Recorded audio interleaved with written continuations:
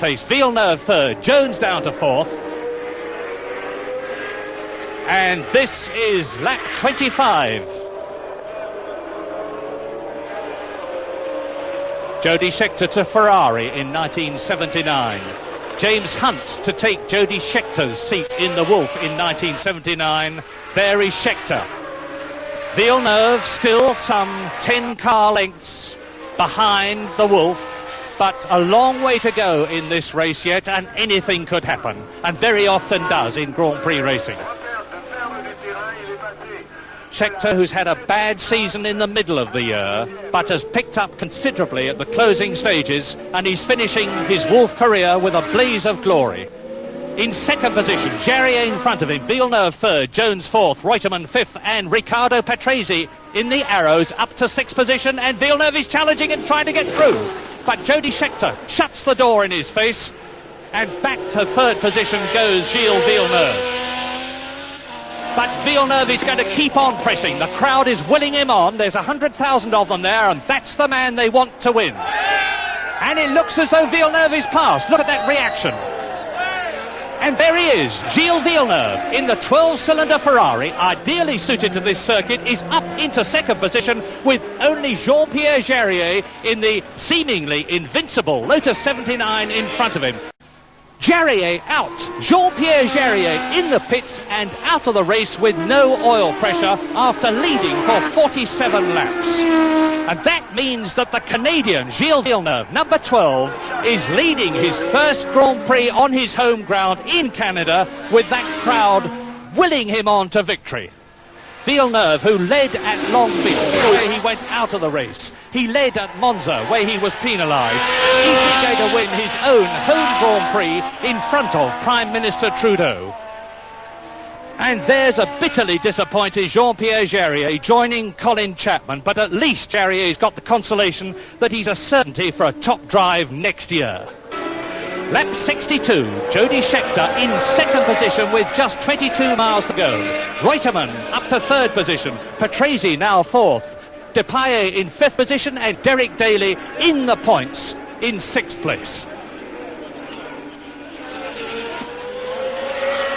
Back to the pits as Gilles Villeneuve on his last lap is almost home to his first Grand Prix win, the fifth Ferrari win of 1978, and in this race Reutemann's Ferrari third, with 1979 Ferrari team leader Jody Scheckter second in his Canadian sponsored Wolf. Villeneuve wins, and 100,000 cheering Canadians go wild with delight at the first ever Grand Prix win by a Canadian in, of all places, Canada. Gilles' day without a doubt. Villeneuve the winner then.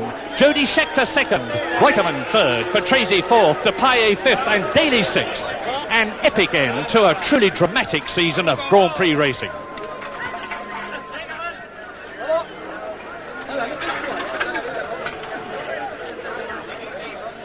To lap 76, closing up on De Angelis, and Arnoux pops out and has a look. That's Jody Scheckter in the background has been lapped. Arnoux has another look, and Villeneuve locks up his tyres. He is trying very, very hard indeed.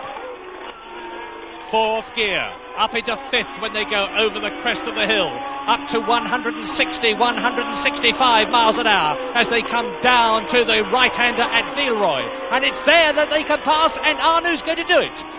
René Arnoux is challenging for second as they come up to Villeroy, but Villeneuve will not give way. Arnoux got the inside line and the shorter line, and he takes second place as they go into the right-hander and the left at Sablière. And now Renaults indeed are first and second in the French Grand Prix, and the French crowd is going mad, roaring in the background. Well, this is incredible. The twin-turbo Renaults appeared at Monaco, not their circuit. And now we're into the start of the 79th and last lap but one, with René Arnoux second, and Villeneuve go. Incredible! Villeneuve stood on everything, locked up his tyres, got the line, and he's back into second position on the last lap but one, and the French crowd aren't very happy about that, and who can blame them? This is incredible. This is the 79th lap in this 80-lap historic French Grand Prix, the oldest Grand Prix of them all. This is the 65th Grand Prix. And there has never been a more exciting battle for a major position than this one, with such French interest. Jabouille still ahead. And he's closed right up on Villeneuve, and he's going to try again. They're coming into the start of the last lap behind Jochen Maas in the A2 Arrows. And Arnoux does it, does he? And Villeneuve locks up. And Villeneuve has had to go wide, and Arnoux's on the inside as they go round Villeroy. He's got the shorter line. He's got second position. He's got second position. He's through. They bang wheels. He's off. He's off. And he's back again. René Arnoux off the circuit and back again, and now Villeneuve's in second position, and this is the last lap. And Villeneuve goes over the corrugations, and he nearly loses the front as they go up to Parabolique on the 80th and last lap. And he's back, he's in second position. Villeneuve is second in the Ferrari. Down to third position goes Arnoux. To La Bretelle, 80th.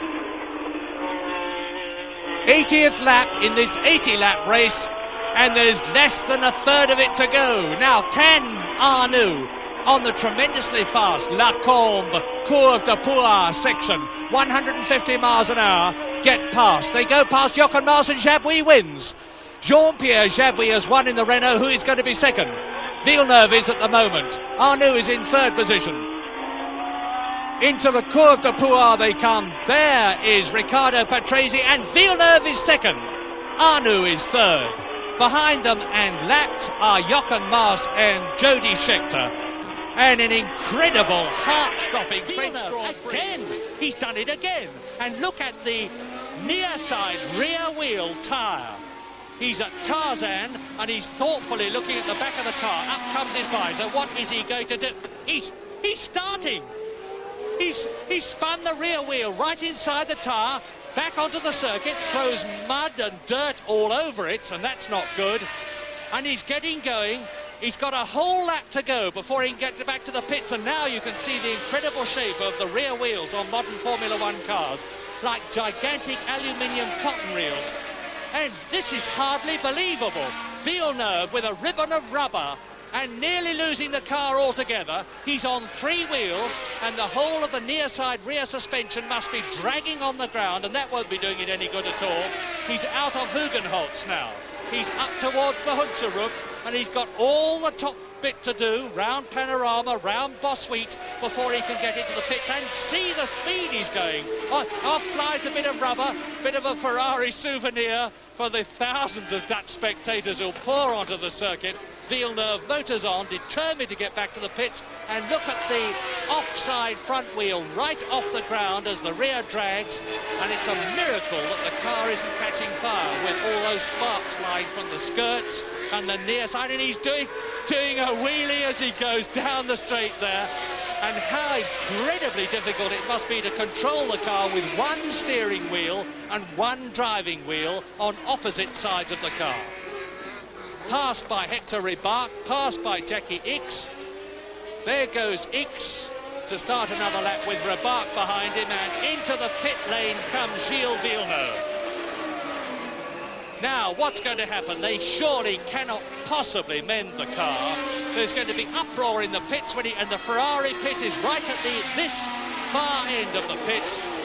There's Forgieri, the Ferrari team chief, with the yellow stripes on his jacket. What's he going to do? He waves his hands, trips up over the airline, taps the suspension rear link with his foot. The race is over. Get out of the car, Gilles. You've had it. And Gilles Villeneuve does that.